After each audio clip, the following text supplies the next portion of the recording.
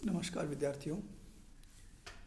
BA third year की F और जी class में डॉक्टर मान प्रकाश मीणा आपका हार्दिक स्वागत करता हूँ।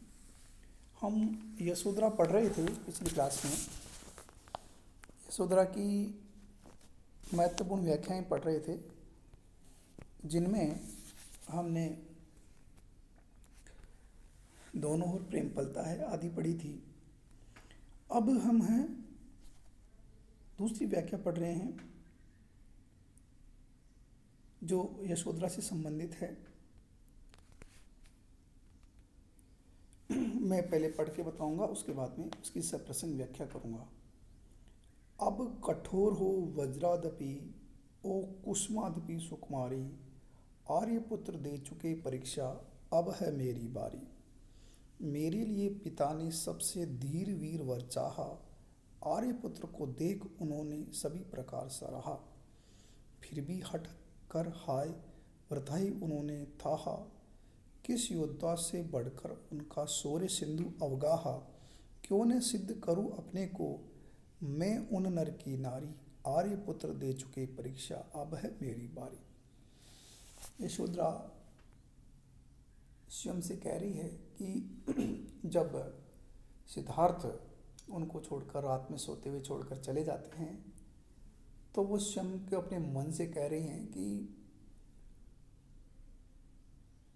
आर्यपुत्र तो अपनी परीक्षा दे चुके हैं, अब मेरी परीक्षा देना बाकी है। क्या परीक्षा थी, क्या उनके मन के भाव थे, वो आगे हम पढ़ेंगे। ये है पद्यांश, हमारी पाठ्य पुस्तक आधुनिक काव्य से लिया गया है, जिसके लेखक मैथिली गुप्त है। यशोधरा महाकाव्य से लिया गया है। अब कठोर हो व्रजादपि ओ कुसुमादपि सुकुमारी। स्वयं से यशोधरा कह रही है कि कुसुमादपि, फूलों से भी सुकुमार हे यशोधरा, तुम फूलों से भी सुकुमार हो, अपने आप को समझती हो। पहली स्थितियां बढ़िया थी, लेकिन अब तुम कठोर हो वज्रादपि, अब तुम वज्र से भी ज़्यादा कठोर बन जाओ। दुनिया में सबसे ज़्यादा कठोर वज्र होते हैं। पहले रानी महारानी की तरह रहती थी, फूलों की छाँव में रहती थी, लेकिन आर्यपुत्र जब जा चुके हैं तो अब तुम कठोर हो जाओ। आर्यपुत्र दे चुके परीक्षा, अब है मेरी बारी। आर्यपुत्र एक महाराजा होकर, राजकुमार होकर जंगल में चले गए, तपस्या करने लगे, सारे राज से सुख ठाट बाट छोड़कर वो चले गए और उन्होंने अपनी परीक्षा दे दी और ज्ञान प्राप्त कर लिया। अब मेरी बारी है। मैं वनवास तो नहीं जा सकती, लेकिन राजमहल में रहकर ही आर्यपुत्र जैसा एक वनवासी जीवन जीऊँगी, एक तपस्वी जीवन जीऊँगी, जिसमें सादा खान पान, रहन सहन, आचार विचार, एक तपस्वी की बातें रहूँगी और मैं तपस्वी की परीक्षा पास करूँगी। मेरे लिए पिता ने सबसे धीर वर चाहा। जब मेरा स्वयंवर हो रहा था तो मेरे पिता चाहते थे कि यशोधरा के लिए एक ऐसा वर की तलाश करूं जो धैर्यवान भी हो, वीर भी हो। आर्यपुत्र को देख उन्होंने सभी प्रकार सहारा। जब सिद्धार्थ वहाँ गए, आर्यपुत्र को उनको देखा तो उनको बहुत अच्छा लगा, सब प्रकार से उनको सराहा। फिर भी हटकर हाय व्रताई उन्होंने थाहा, और हट करके कहा कि मैं तो अपनी पुत्री का सिर्फ और सिर्फ सिद्धार्थ से ही विवाह करूंगा। किस योद्धा से बढ़कर उनका शौर्य सिंधु अवगाहा। उस स्वयंवर में, उस सभा में जितने भी वीर महावीर थे, उन सबसे सिद्धार्थ जो था सबसे ज़्यादा धैर्यवान, वीर, गंभीर था। शौर्य का एक प्रकार से अवतार था। क्यों कर सिद्ध करूं अपने को मैं उन नर की नारी। वो धीर थे, वीर थे, गंभीर थे, तपस्वी थे। मैं भी उनकी पत्नी हूँ, तो मैं भी ये साबित करूँगी कि मैं भी बहुत धैर्यवान, गंभीर, ज्ञानवान हूँ। वो तो वनवास में तपस्या कर रहे हैं, मैं घर पे रहकर उन जैसी तपस्या करूंगी, अपने आप को साबित करूंगी। आर्यपुत्र दे चुके परीक्षा, अब है मेरी बारी। आर्यपुत्र परीक्षा दे चुके हैं, अब मैं परीक्षा दे चुकी हूँ। आर्यपुत्र घर से बाहर निकलकर वनवास में चले गए और तपस्वी जीवन जी रहे हैं। अब मैं भी एक तापसी जीवन जीऊँगा, एक तपस्वी की जीवन जीऊँगी। इस पद्यांश में भारतीय नारी की, पत्नी की आदर्श की गरिमा है। जहाँ तक शब्द भंडार है, तत्सम तद्भव भावनाकुल शब्द है, गीत सा है जिसमें लयबद्धता है और तुकांता है। ये व्याख्या परीक्षा की दृष्टि से उपयोगी परीक्षा में आती रहती है। दूसरी व्याख्या है जो भी परीक्षा की दृष्टि से काफ़ी उपयोगी है।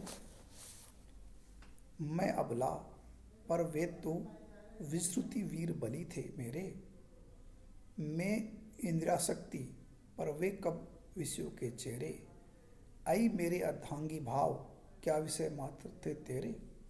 हाँ अपने आंचल में किसने ये अंगार बिखेरे, है नारित्व मुक्ति में भी तो अहो विरक्ति विहारी। आर्यपुत्र दे चुके परीक्षा, अब है मेरी बारी।